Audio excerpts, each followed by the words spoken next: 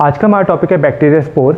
Bacteria spore के अंदर हम देखते हैं कि किस तरीके से बैक्टीरिया एक स्पोरिलेशन की प्रोसेस करता है अपने आप को प्रोटेक्ट करने के लिए यानी कि अनफेवरेबल एनवायरनमेंट से, और उसके बाद कैसे एक स्पोर एक वेजिटेटिव सेल यानी कि नॉर्मल सेल में कन्वर्ट होता है जर्मिनेशन की प्रोसेस से। आज हम ये डील करेंगे। तो पहले आता है कि बैक्टीरिया क्या है, बैक्टीरिया स्पोर क्या है। बैक्टीरिया स्पोर है ऐसी कंडीशन जिसमें बैक्टीरिया अपने आप के ऊपर, अपने सेल के ऊपर एक स्पोर बनाता है, एक प्रोटेक्टिव लेयर बनाता है जिससे वो अनफेवरेबल इन्वायरमेंट या कंडीशन से अपने आप को सेव कर सकता है। ऐसी कंडीशन जिसमें वो अपने आप को रेसिस्टेंट दे पाता है, चाहे वो हीट हो या फिर केमिकल हो, टॉक्सिक केमिकल्स हो या फिर न्यूट्रिएंट्स की कमी की वजह से वो अपने आप को प्रोटेक्ट कर पाता है। बैक्टीरिया स्पोर तब बनाता है जब उसको न्यूट्रिएंट्स सही से मिल पाते हैं या फिर उसको ऐसा अनफेवरेबल इन्वायरमेंट मिलता है। ये एक डोरमेंसी का फेज़ होता है बैक्टीरिया का, जिसमें वो अपने आप को सेव करके रखता है। इसके बाद हम देखते हैं कि क्या क्या टाइप्स होते हैं बैक्टीरिया के। टाइप्स में देखा है कि इसमें दो टाइप्स में देखे जाते हैं, एंडोस्पोर एंड एक्सोस्पोर। एंडोस्पोर में देखा जाता है जो स्पोर फॉर्मेशन होता है वो बैक्टीरिया के अंदर होता है, उसको हम बोलते हैं एंडोस्पोर। वही हम जब एक्सोस्पोर की बात करते हैं तो एक्सोस्पोर में देखा जाता है जो बैक्टीरिया के बाहर जो स्पोर बनता है उसको हम बोलते हैं एक्सोस्पोर। इसकी एक फॉर्मेशन है, इसकी एक प्रोसेस है जिसमें देखते हैं हम जब वेजिटेटिव सेल से स्पोर बनता है, इस प्रोसेस को हम बोलते हैं स्पोरिलेशन एंड स्पोरोजेनेसिस। वहीं जो स्पोर से जर्मिनेशन होता है या वेजिटेटिव सेल बनता है इसको हम बोलते हैं जर्मिनेशन प्रोसेस।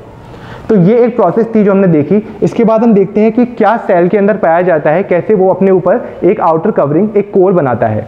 तो जो बीच में कोर होता है उसके अंदर देखा जाता है डीएनए और जो भी है ना जेनेटिक फैक्टर्स होते हैं वो कोर के अंदर पाए जाते हैं।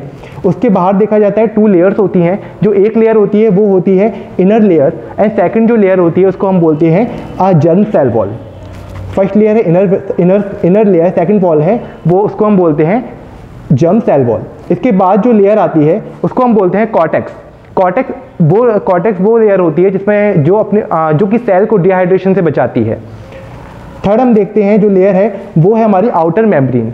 आउटर मेम्ब्रेन और बाद में एक एक्सपोस्पोरियम आता है जो लास्ट लेयर है। इसके बीच में जो लेयर होती है इसको हम बोलते हैं कोट यानी कि स्पोर कोट। तो ये हमारा एक बैक्टीरिया स्पोर का डायग्राम था। इसके बाद हम डील करेंगे स्पोरिलेशन प्रोसेस, यानी कि स्पोरिलेशन प्रोसेस कैसे होती है। स्पोरिलेशन प्रोसेस में हम देखते हैं कि जो बैक्टीरियल सेल होता है उसमें पहले जो डीएनए कैरेक्टरिस्टिक होते हैं वो क्या होते हैं, डिवाइड हो जाते हैं यानी कि रेप्लिकेट हो जाते हैं। इसमें लिखा है डीएनए इज रेप्लिकेटेड यानी कि डीएनए रेप्लिकेट हो जाता है। सेकंड हम देखते हैं कि DNA aligning along cell long axis, यानी कि जो डीएनए है वो सेल के दोनों तरफ खिंच जाता है या फिर दोनों तरफ साइड में हो जाता है। इसके बाद क्या होता है, जो साइटोप्लाज्मिक मेम्ब्रेन होती है सेल के बाहर, ये साइटोप्लाज्मिक मेम्ब्रेन है, ये क्या होता है, ये अपने बीच में एक सेप्टम बनाने लगती है और बीच में एक सेप्टम बना देती है जो कि क्या करता है फोरिस्पोर और मदर सेल वॉल को डिवाइड कर देता है। जो ये है इससे ये बना, इसलिए ये मदर सेल वॉल है और ये फोरिस्पोर है।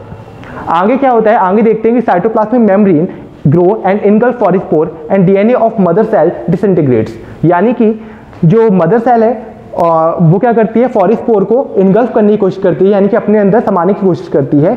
और उसके बाद क्या होता है, जो मदर सेल का डीएनए होता है वो डिसइंटीग्रेट हो जाता है यानी खत्म हो जाता है। उसके बाद हम देखते हैं cortex of calcium deposited between the membrane, यानी कि जो मेम्ब्रेन बनी इसके बीच में एक कॉर्टेक्स बनने लगता है और उसके बीच में कैल्शियम और साथ ही साथ डाइपिकोलिनिक एसिड ये इकट्ठा हो जाता है जो कि क्या करता है, उसको एक स्ट्रेंथ प्रोवाइड कराता है और साथ ही साथ डिहाइड्रेशन जैसी प्रोसेस से बचाता है।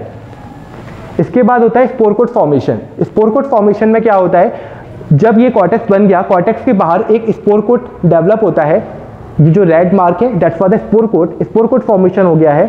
स्पोर कोट फॉर्मेशन से क्या होता है, अब वो मैच्योरेशन फेज में आएगा यानी कि अब वो अपने आप को मैच्योर करेगा। मैच्योरेशन एंडोस्पोर, यानी कि क्या होता है, जो एंडोस्पोर है वो अपने आप को मैच्योर कर रहा है। तो मैच्योरेशन में क्या होता है, वो पूरी तरीके से डेवलप हो चुका है, बन चुका है। अब जो नेक्स्ट फेज आएगा उसमें उसका जो काम है वो है उसके बाहर आने का, यानी कि अब वो जो सेल था उसके बाहर आएगा स्पोर और इस तरीके से वो बाहर आ जाएगा। तो आज हमने डील किया बैक्टीरिया स्पोर। बैक्टीरिया स्पोर के अंदर हमने देखा कि बैक्टीरिया स्पोर किस तरीके से बनता है और क्यों बनता है, ये हमने देखा। बैक्टीरिया स्पोर जो कि ऐसे कंडीशन जब उसको अनफेवरेबल एनवायरनमेंट मिलता है तब वो जनरेट करता है अपने स्पोर को। वेजिटेटिव सेल से स्पोर बनता है, इसको हम स्पोरिलेशन स्पोरोजेनेसिस बोलते हैं। वही स्पोर से जो वेजिटेटिव सेल दोबारा बनता है उसको हम बोलते हैं जर्मिनेशन प्रोसेस। इसके बाद हमने इसके टाइप्स को जाना, एंडोस्पोर एंड एक्सोस्पोर को जाना, हमने इसकी स्ट्रक्चर को डील किया एंड उसके बाद हमने देखा कि स्पॉलिनेशन प्रोसेस किस तरीके से की जाती है। स्पॉलिनेशन प्रोसेस में हमने बैक्टीरिया की सभी फॉर्म को डील किया। आई होप आपको ये क्लास समझ में आई होगी। If you have any doubt आप पूछ सकते हैं। Thank you.